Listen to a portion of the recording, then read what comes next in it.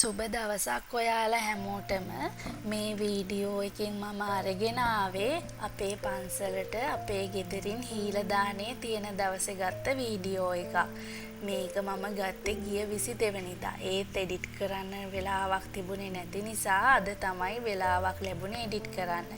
ඉතින් වීඩියෝ එක අවසාන වෙනකම්ම මාත් එක්ක ඉන්න කියලා මම ඔයාලගෙන් ආදරයෙන් ඉල්ලා සිටිනවා. හැම අවුරුද්දකම මාසයක් හැර මාසයක් යෙදෙන 22 වෙනිදාට තමයි අපේ ගෙදරින් පන්සලට හීලදානය පිරිනමන්නේ. මේ ඊට කලින් දවසේ අපි ඒ වෙනුවෙන් සූදානම් වුණ හැටි. කඩේ ගිහිල්ලා දානය පිළියෙල කරගන්න අවශ්‍ය බඩු, දානයට අවශ්‍ය පළතුරු වර්ග, අතුරුපසට ඕන කරන දේවල්, ගිලන්පසට ඕන කරන කිරිපිටි සීනි තේකොළ වගේ දේවල් ගන්න අපි හැම වෙලේම බඩු ගන්න සුපර් මාකට් එකට ගිහිල්ලා අරගත්තා. අපිට තව ඕන කරන බඩු වගේක් කීල්ස් එකනුත් ගන්න තිබුණා. ඉතින් ඒ ටිකත් අරගෙන අපි ඉක්මනටම ගෙදර ආවා. මට තව ඔයාලට දෙයක් කියන්න අමතක වුණානේ.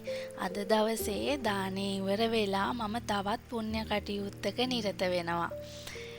ඉතින් ඒ මොකද්ද කියලා මම පස්සෙම කියන්නම් නේද? මගේ වීඩියෝ එක අවසාන වෙනකම් බලන් ඉන්නකෝ. මම වීඩියෝ එකටම ඇඩ් කරන්නම් ඒ මොකද්ද කියලා. අපේ ගමේ පන්සලේ ස්වාමීන් වහන්සේලා දෙනමයි වැඩ වසන්නේ.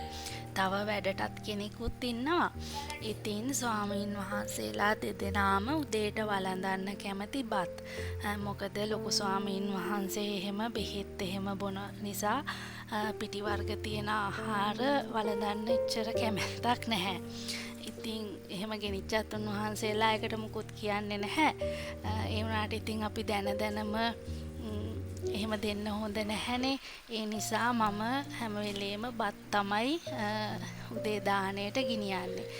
අද දාණය වෙනුවෙන් මම හදන්න හිතුවේ බත් උයලා අලකිරි හොදි මාළු ඇඹුල් තියල් එක්ක පිපිඤ්ඤා කැට සලාදයක්. ඉතින් බලමු මම කොහොමද මේ දේවල් හදාගන්නේ කියලා. තියල් එකට මම ගත්තේ කෙලවල්ලෝ මාළු. ඊයේ හවස මාළු ගන්නකොට මාළු කඩේ මුදලාලිට ඇඹුල් තියල් වලටම කියලා පොඩි කෑලි කපාගෙන තමයි ආවේ. ගෙදර ගෙනාපු ගමම්ම දෙතුන් පාරක් හොඳින් සෝදලා ලුණු, කහ, ගම්මිරිස්, ගොරකත ගාලා හොඳට වහලා ෆ්‍රිජ් එකේ යට කොටසින් තියාගත්තා. ඉතින් දැන් මම මේ අමු මිරිස් ටික කපලා මුලින්ම මාළු ටික තමයි හදන්න යන්නේ. ආලු ඇඹුල් තියල් හදනවා නම් මං හදන්නේ මේ විදිහට. එක එක්කෙනා ඉතින් වෙනස් විදිවලට තමයිනේ හදන්නේ. ඉතින් මට ආවේනික වෙච්ච ක්‍රමේ තමයි මේ විදිය. අමු මිරිස් වගේම රතු ලුණුත් ගෙඩි 6-7ක් මම මාළු ඇඹුල් තියල් එකට එකතු කරනවා. ඒ ටිකත් කපාගෙන මම පැත්තකින් තියාගත්තා. ඊට පස්සේ මම කරේ මිරිස් කුඩු ටිකක් කපලේ වැදගත් එක. ඊට පස්සේ ඉතින් වලදක් අරගෙන ඒකට වතුර ටිකක් එකතු කරලා ඒ වතුර ටිකටම මම අර බැදගත්ත මිරිස් කුඩු ටිකෙන් පොඩි ප්‍රමාණයක් එකතු කරා. ඒ වගේම ගම් මිරිස් කුඩු, මස් කරි කුඩු, තව ලුණු ටිකකුත් එකතු කළා. මේ ප්‍රමාණ මගේ අතට දැනෙන ප්‍රමාණ වලින් තමයි මම ගත්තේ. අර નિયમિત නිශ්චිත ප්‍රමාණයක් නෙමෙයි. ඊට පස්සේ අර අපි කලින් කපාගත්තු රතු ලුණු මිරිස් ටිකක් දාලා හොඳට කවලම් කරා. රම්පේ කරපිංචත් එකතු කළා. තව ගොරක පොඩ්ඩකුත් මං කලින් දාලා තිබුණට පොඩි ප්‍රමාණයක් මේකටත් එකතු කරා. ඊට පස්සේ අර අපි කහ ගොරක ලුණු ගම් මිරිස් අත ගාලා කලින් දවසේ හදාගෙන තිබුණු මාළු එකට මේ මිශ්‍රණය ගිහින් දාලා කවලම් කරගත්තු එක තමයි මම කළේ. මේ විදියට කවලම් කරගෙන මදගින්දරේ මාළු එක ඉදව ගන්න තමයි දැන් තියෙන්නේ. මේ විදියට මාළුව කොලත් හදලා බලන්න. ඇත්තටම පුදුම රසක් තමයි මේ මාළු එකේ තිබුණේ. කෙලවල්ලෝ මාළු කොහොමත් ඇඹුල් තියල් හැදුවාම ගොඩක් රසයි. අර අපි හදාගත්ත මිශ්‍රණය හැම මාළු කෑල්ලකම දැවෙටෙන විදියට හොඳින් කවලම් කරගන්න ඕන. මේක අර හැන්දකින් කරනවට වඩා අතින් කරාම අර හොඳට ඒ දේ කරගන්න පුළුවන්. ඉතින් මේ විදියට තමයි මම මාළු ඇඹුල් තියල් එක දාණයට සකසා ගත්තේ. විනාඩි 25ක් විතර යනකොට මට රස මාළු ඇඹුල් තියල් හට්ටියක් උයා ගන්න පුළුවන් වුණා. දැන් මම පිපිඤ්ඤා කැට සලාදයක් තමයි හදන්න යන්නේ. ඉතින් වෙනදට ගෙදර හදන සලාදයට වඩා අද විශේෂ දිනයක්නේ.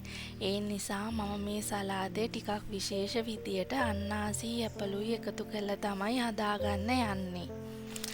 මම දානය උයනකොට උයන්නේ පුදුම තරම් හිතේ සන්තෝෂෙන්, හිතේ ගෞරවයෙන්, භක්තියෙන්. මට හිතෙන්නෙම අපේ භාග්‍යතුන් වහන්සේ තවමත් ජේතවනයේ සුගන්ධ කුටියේ මහරහතන් වහන්සේලා සමග ධර්මයේ දේශනා කරමින් ඉන්නවා කියලා. අන්නේ උත්තමයාණන් වහන්සේ ප්‍රමුඛ කොටගෙන මහරහතන් වහන්සේලාට පිළිගන්නන්නයි මම මේ දානය පිළියෙල කරන්න කියලා හිතේ තියාගෙන තමයි මම මේ දානය සකසන්නේ. ඉතින් මට පුළුවන් උපරිම රසයෙන්, මට පුළුවන් උපරිම ප්‍රමාණයෙන් දන් දෙන්න මං ගොඩාක් කැමතියි. ඒකින් මගේ හිතට ලැබෙන සතුට වචන වලින් කියන්න මට තේරෙන්නේ නැහැ. අපේ පිනට ලැබුණු මේ දුර්ලභ මනුෂ්‍යාත්මයේ අපිට පුළුවන් හැම වෙලේම අපි පින්දහම් කුසල් වඩන්න ඕනේ. පින්දහම් කුසල් වඩලා ධර්ම මාර්ගයේ වඩලා මේ සසර ගමනින් ඈතර වෙන්න අපි උත්සාහ කරන්න ඕනේ. ඒක හිතන තරම් ලේසි දෙයක් නන් නෙවෙයි. ඒත් ඒකට උත්සාහ ගත්තොත් කරන්න බැරි වැඩකුත් නෙමෙයි. තමන්ට පුළුවන් නම් පන්සිල් පද 5 රකින්න ඒකත් ලොකුම ලොකු පිනක්. සමහරු හිතනවා පින් කරන්න දානෙ දෙන්න අපිට සල්ලි නෑනේ. සමහරු හිතනවා ඕවට කොහෙන්ද වෙලාවක්. ළමයින්ගේ වැඩ, රස්සාවේ වැඩ එක එක හේතු. රස්සාවෙන් පෙන්ෂන් ගිය කාලෙක දානි දෙනවා. රස්සාවෙන් අයින් වුණාම සිල් ගන්නවා. ඒත් ඒවා කවදාවත් වෙන වැඩ නෙවෙයි. අපි දැන් යන ජීවන රටාව අනුව අපිට අපේ ජීවිතවලට කැරන්ට් එකක් දෙන්න පුළුවන්ද? බෑ නේද? කොයි වෙලේ අපි මේ ලෝකෙන් යයිද දන්නේ නැහැ. මේ කාලේ සමාජ මාධ්‍ය බැලුවොත් ගොඩක් තරුණ අයගේ ජීවිත නැති වෙනවා අඩු වයසින්. 30 40 ගණන් වල අය ගොඩාක් මිය යනවා. එක එක ලෙඩ රෝග, ඇක්සිඩන්ට් වෙලා ඔය වගේ හේතු නිසා. ඔයාට දෙන්න පුළුවන් සම්බෝලය බතුයිද? ඒ දේ ඔයා දානි විදියට පිළිගන්නන්න. මහා ලොකු දේවල් ඕනේ නැහැ. ගෙදර හවසට හැමදාම බුදුන් වඳින්න. පිරිත් ටික කියන්න බුදුන් වැඳලා. පුළුවන් දාට පොය දවසට සිල් ගන්න යන්න. මාස 12ම පොයට සිල් නොගත්තට කමක් නැහැ. එක පොයකට හරි සිල් ගන්න. හැමදාම පන්සිල් පද 5 රකින්න. පාරේ යන ගමන් හිතින් සියලු සතුන්ට මෛත්‍රිය වඩන්න. මේ දේවල් කරන්න ඔයාට සල්ලි ඕනද? නෑ නේද? තමන් ගොඩ දාන්න පුළුවන් තමන්ට විතරයි. බුද්ධිමත්ව ජීවත් වෙන්න. ඉතින් කතාවෙන් මං දැන් අල කිරි හොද්ද හදාගන්න තමයි යන්නේ. දැන් මගේ වැඩ ගොඩාක් ඉවරයි. මාළු ඇඹුල් තියල් එක හදාගත්තා, පිපිඤ්ඤා කැට සලාදේ හදාගත්තා. දැන් අන්තිමටම අල කිරි හොදි එක තමයි මේ හදාගන්න යන්නේ. ඊයේ රෑම මහන්සි නොමලා පොල් ටික මිරිකලා තිබුණු නිසා අද උදේ මට ගොඩාක් ලේසි වුණා අල කිරි හොදි එක හදාගන්න. අවශ්‍ය කලමනා ඔක්කොම පොල් කිරි වලට එකතු කරලා මම ඉක්මනින්ම අල කිරි හොදි එකත් හදාගත්තා. දැන් ඉතින් මගේ වැඩ ඉවරයි. මේ තියෙන්නේ අද හීල දාණය වෙනුවෙන් මම උයාගත්ත කෑම ටික.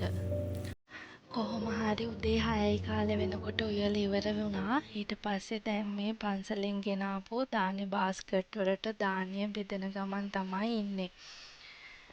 දානේ බාස්කට් වලට බෙදාගෙන අපි 3 දෙනා ඉක්මනින්ම පන්සලට යන්න ලෑස්ති වුණා.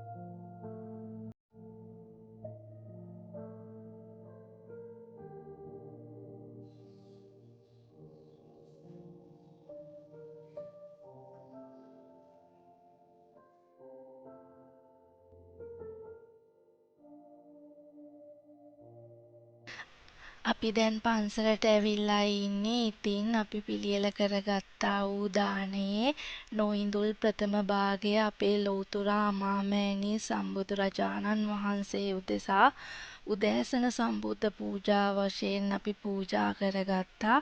ඉතින් මේ දාණයෙන් මාහට යම් පිනක් තියෙනවා නම් ඒ පින මගේ channel එක බලන ඔයාලා හැමෝටමත් පින් අනුමෝදන් වේවා කියලා මම හදවතින්ම ප්‍රාර්ථනා කරනවා. ඉතින් අපේ දානයේ ප්‍රථම භාගය අපේ ලෞතුරා අමාමෑණී සම්බුදුරජාණන් වහන්සේ උදෙසා පූජා කිරීමෙන් අනතුරුව ඉතුරු කොටස විහාරස්ථානයේ වැඩවසන මහා සංඝරත්නය හට අපි පූජා කළා. ඊට පස්සේ ඒ වැඩ කටයුතු ඉවර වෙලා අපි දැන් ගෙදර එන්න තමයි සූදානම් වෙන්නේ. මම මුලින්ම වීඩියෝ එක පටන් ගන්නකොට ඔයාලට කිව්ව නේද උදේ දානේ ඉවර වෙලා මම තවත් පුණ්‍ය කටයුත්තක් කරනවා කියලා. අන්න ඒක කරන්න තමයි දැන් ලෑස්ති වෙන්නේ. මේ ෆොටෝ එකේ ඉන්නේ මගේ අම්මයි තාත්තයි. අන්න ඒ දෙන්න වෙනුවෙන් තමයි මම මේ දේ කරන්න ලෑස්ති වෙන්නේ. මගේ තාත්තා නම් ජීවතුන් අතර නැහැ. එයා 2015 අවුරුද්දේදී හදිසි අනතුරකින් අපි අතරින් සමුගත්තා. අම්මා මාත් එක්ක තවමත් ජීවත් වෙනවා. මම පවුලේ එකම ළමයා විදියට මම ජීවිතේ ගොඩාක් සැප විඳලා තියෙන කෙනෙක්. ඉතින් මාව ඇති දැඩි කරලා මට හොඳට උගන්වලා අද මම ඉන්න තැනට ගෙන ආපු මගේ අම්මටයි තාත්තටයි ගොඩාක් පිං. මං හැම වෙලේම ප්‍රාර්ථනා කරන්නේ උන් දෙදෙනාටම ඉතාමත් ඉක්මනින්ම චතුරාර්ය සත්‍ය අවබෝධ වෙලා මේ සසරින් ඈතර වෙන්න ලැබෙන්න ඕන කියලා. ඉතින් යාළ වෙනුවෙන් මම තීරණය කළා නැති බැරි කෙනෙකුට මට පුළුවන් විදියට ගෙදරට බඩු ටිකක් අරන් දෙන්න. මෙතන ගොඩාක් නම් ලොකු දේවල් නැහැ. ඒත් මේ මට පුළුවන් විදියට මං එයාලට අරන් දුන්නු බඩු ටික තමයි මෙතන තියෙන්නේ. ඉතින් දැන් අපිට අම්මව ඩොක්ටර් කෙනෙකුට පෙන්වන්න කොළඹ යන්නත් තියෙනවා. ඉතින් හස්බන්ඩ් කිව්වා මේ ගමම්ම මේ බඩු ටිකත් ඒගොල්ලන්ගේ ගෙදරට දීලම යමු කියලා. ඊට පස්සේ අපි යමින් ගමන් ඒගොල්ලන්ට මේ මං ගත්ත බඩු ටිකත් දීලම අපි කොළඹට යන්න පිටත් වුණා.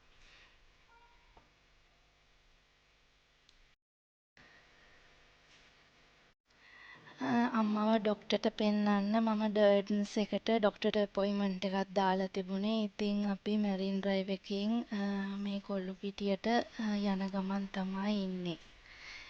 මාස 3කට පාරක් ඩොක්ටර්ට පෙන්වන්න අපි අම්මව කොළඹ අරගෙන එනවා.